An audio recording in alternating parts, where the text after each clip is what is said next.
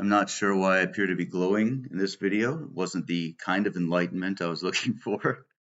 But all right, Namo Namaha. My name is RJ, and this is the American Hindu. Today, I wanted to talk to you about pleasure and renunciation, two things that are incredibly important and often misunderstood. Everything that we do in life,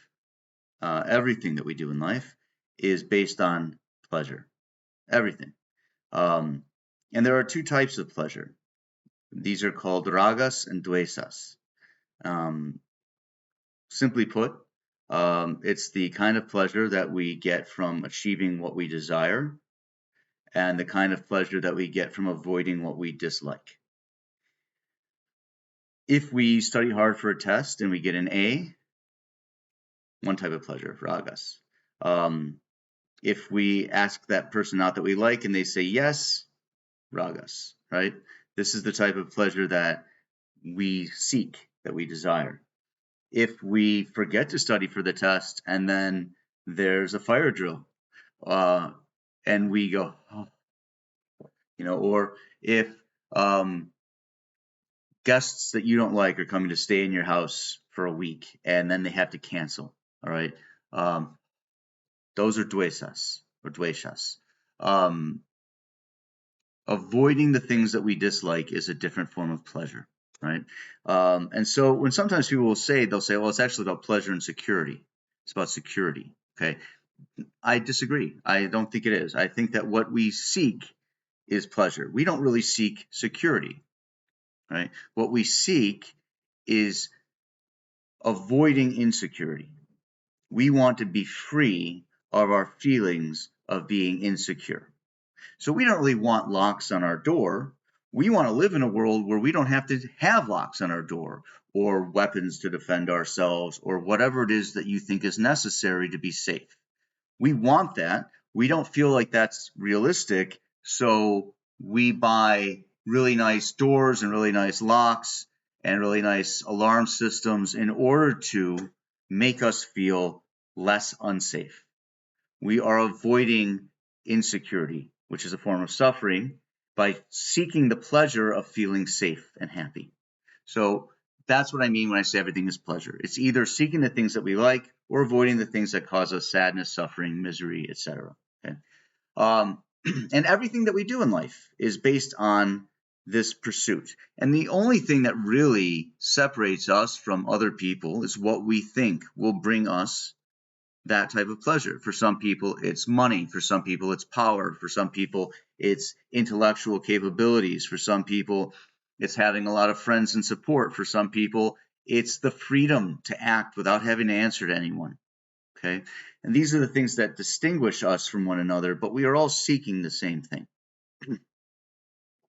And that's a key component to our lives, because if we don't understand why a big pursuit or a big aspect of our pursuit of externals is that seeking of fulfillment, then it's very easy to get overly attached to those external things without recognizing the overall effect that they can have on us.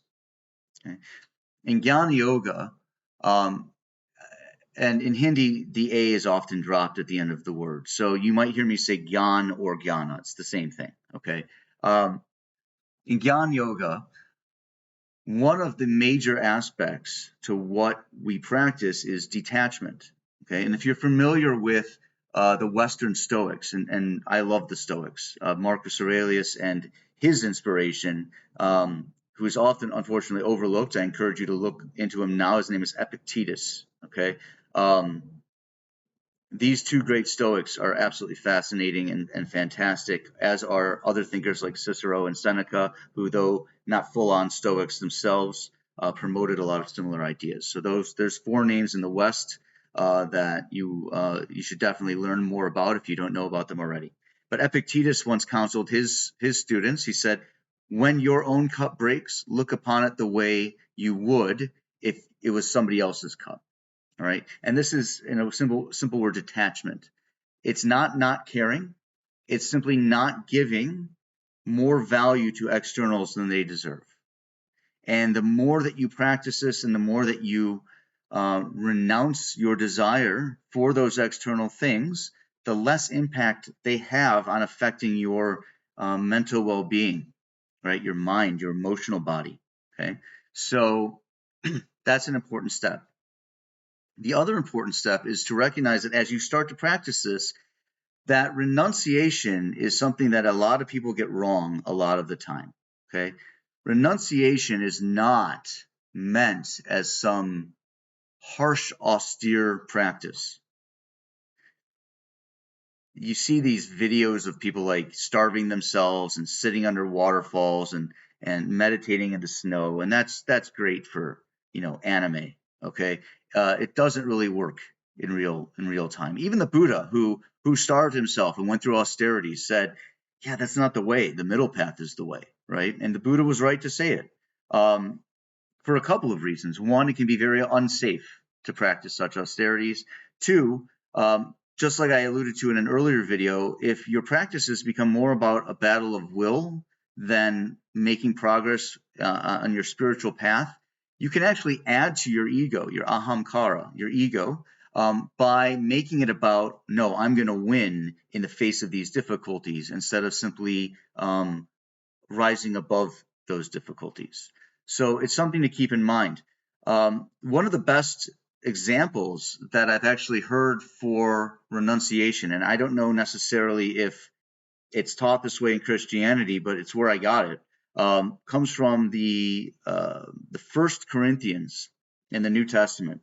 And I'm not going to nail this word for word, but it's pretty close. It goes something along the lines of, when I was a child, I thought as a child, I acted as a child, and I reasoned as a child. But when I became a man or an adult, I put away these childish things. Okay, that's pretty close. It's in First Corinthians if you want the actual specific verse.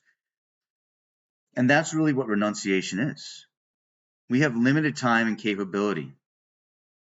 And the temporary perks of getting these physical objects, and we all know this, we desire it, we desire it, we get it, and it never lives up to our expectations. Or even if it does initially, that wears off. It's temporary, right? Why are we giving our lives to the pursuit of these very temporary kind of highs, I guess, when we can have an inner connection with ourselves, a sense of inner peace, a sense of not needing more to be happy, right?